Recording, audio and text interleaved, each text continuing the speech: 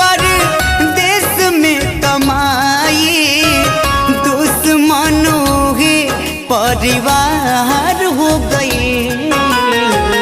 पनियों न पूछे केहू है रे विधाता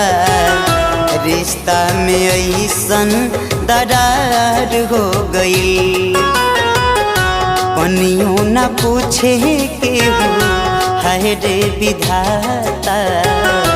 रिश्ता में ऐसन दरार हो गई।